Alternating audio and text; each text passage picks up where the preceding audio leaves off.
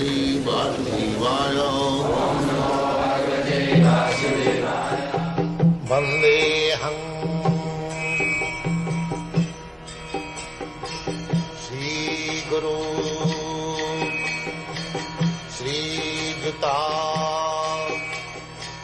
Padakamalam. With reference to the above concept of Sanatana Dharma, we may try to understand the concept of religion. From the Sanskrit root meaning of the word dharma, it means that which is constantly with the particular object.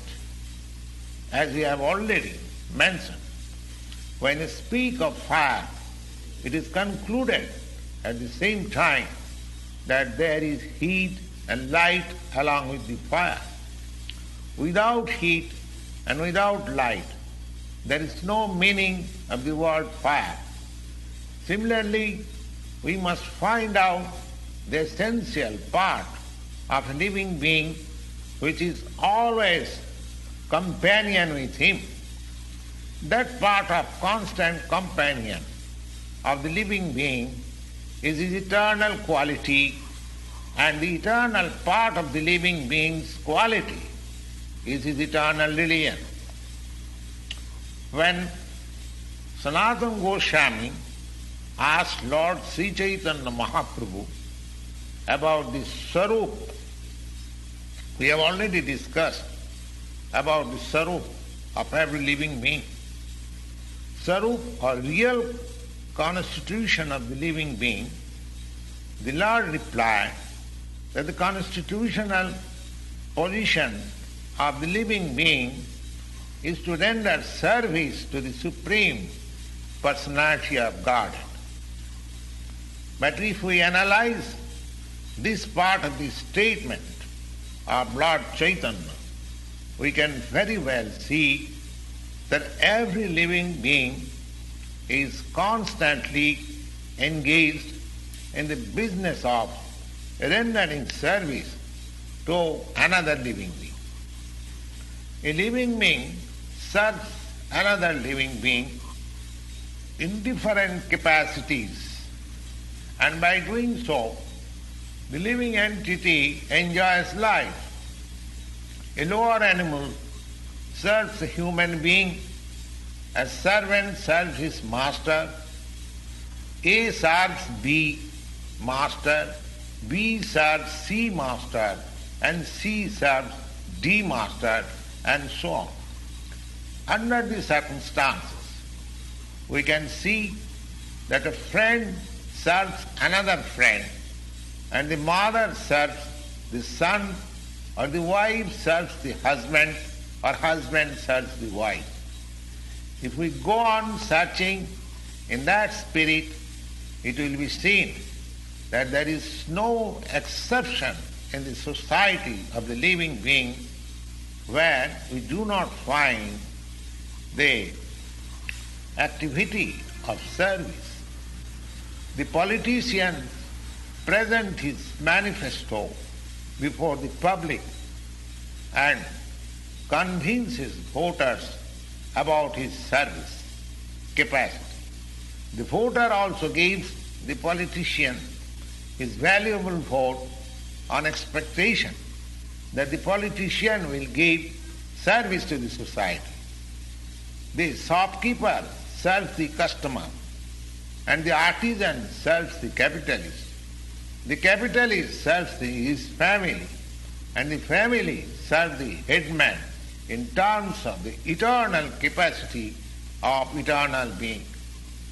In this way, we can see no living being is exempted from the practice of rendering service to other living beings, and therefore we can conclude that service is a thing which is the constant companion of the living being, and therefore it may be safely concluded that rendering of service by a living being is the eternal religion of the living being.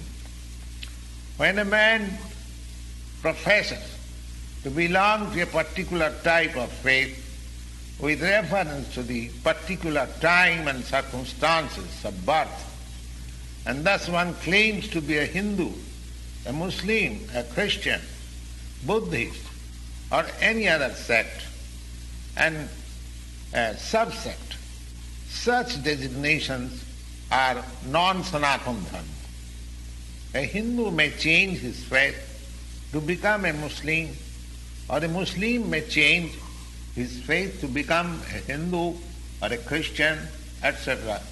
But in all circumstances, such change of religious faith does not allow a person to change his eternal engagement of rendering service to others. A Hindu or a Muslim or a Christian, in all circumstances, he is servant of somebody, and thus to profess a particular type of faith is not to be considered as Sanatana Dharma, but the constant companion of the living being, that is rendering of service, is the Sanatana Dharma. So, factually, we are related in the service relationship with the Supreme Lord. The Supreme Lord is the supreme enjoyer, and we, living entities, are eternally His supreme servitors. We are created for His enjoyment, and if we participate in that eternal enjoyment with the Supreme Personality of Godhead, that makes us happy, not otherwise. Independently, as I have already explained, that independently any part of the body, the hand, the feet, the fingers, or any part of the body, independently cannot be happy without cooperation with the stomach. Similarly, the living entity can never be happy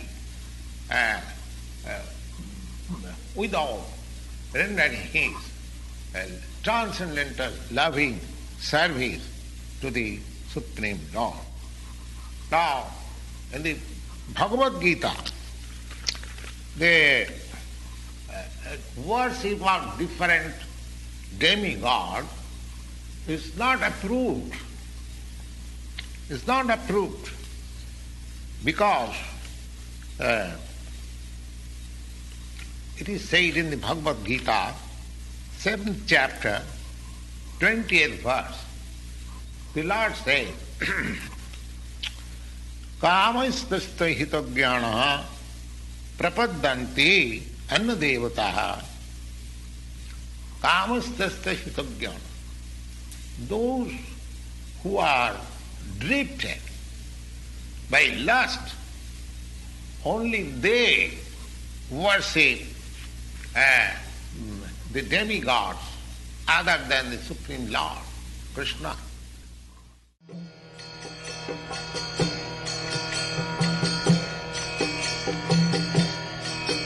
Hare Krishna, Krishna Krishna,